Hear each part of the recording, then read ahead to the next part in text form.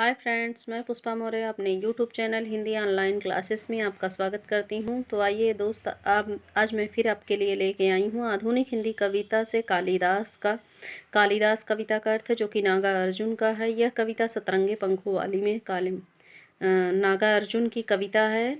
सतरंगे पंखों वाली इनका काव्य संग्रह उसी में संकलित है। आइए इसका अर्थ जानते हैं। कालिदास सच सच बतलाना, इंदुमती के मृत्यु शोक से अज रोया या तुम रोए थे।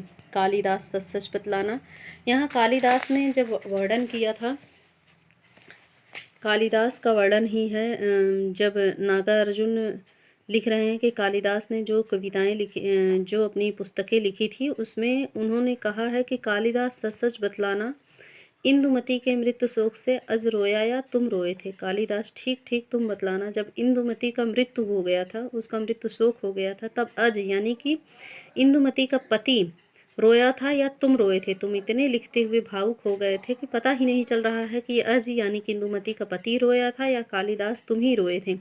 कालिदास तुम ठीक ठीक बतलाना, शिवाजी की तीसरी आंख से निकली हुई महाज्वाला में घृत मिश्रित सूखी समिधा सम कामदेव जब भस्म हो गया। कह रहे हैं कि जब शिव जी यानी कि शंकर भगवान की तीसरी आंख से निकली हुई महाज्वाला महाअग्नि से घृत में मिश्रित घी में लिपटी हुई समिधा यानी कि पूजा की सामग्री जो होती है, हवन की सामग्री, उसको समिधा कहते हैं। समिधा में डूबी हुई घृत से मिश्रित हुई उस समिधा के में कामदेव जब भस्म हो गया था, जब शिव जी ने उसको श्राप दिया था, उस समय जब वो भस्म हो गया था, तो रति का क्रंदन सुन आंसू से तुमने ही तो दृग्ध धोए थे। रति यानी कि कामदेव की पत्नी की कह रहे हैं यहाँ पे नागार्जुन जी, कवि कह रहे हैं कि रति का क्रंदन सुन आंसू से, और रति का रोने की पीड़ा से ही, उसके आंसू से ही तुमने तो ही अपने दृग्ध धोए थे। यानी कि कालिदास इतने दुखित थे उस समय कि वही ऐसे लग रहा है कि अपना दृग्ध धो लिए थे उनके आंसुओं से रट के।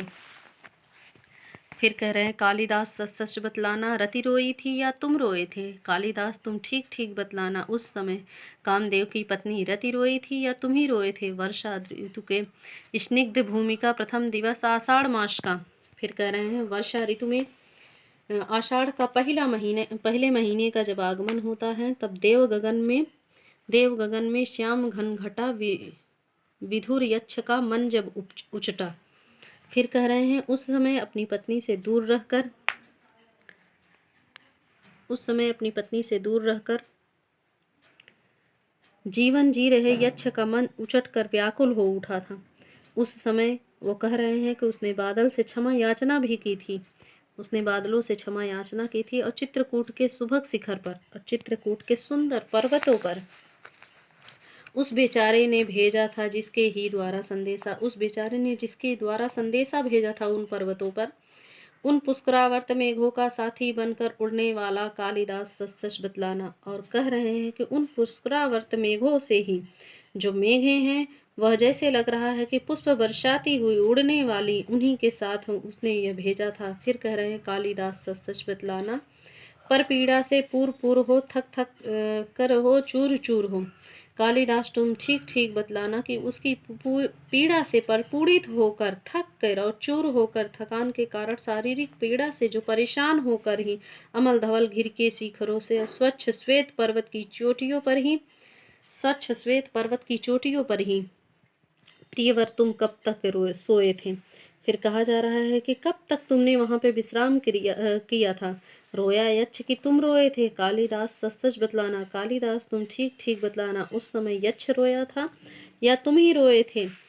ये कविता नागार्जुन की कविता थी। तो दोस्तों, अगर मेरा वीडियो आपको पसंद आया हो तो लाइक करें, सब्सक्राइब करें, शेयर करें, बेल आइकन को प्रेस करना ना भूलें। मिलते हैं अपने अगले वीडियो के साथ, तब तक के लिए धन्यवाद।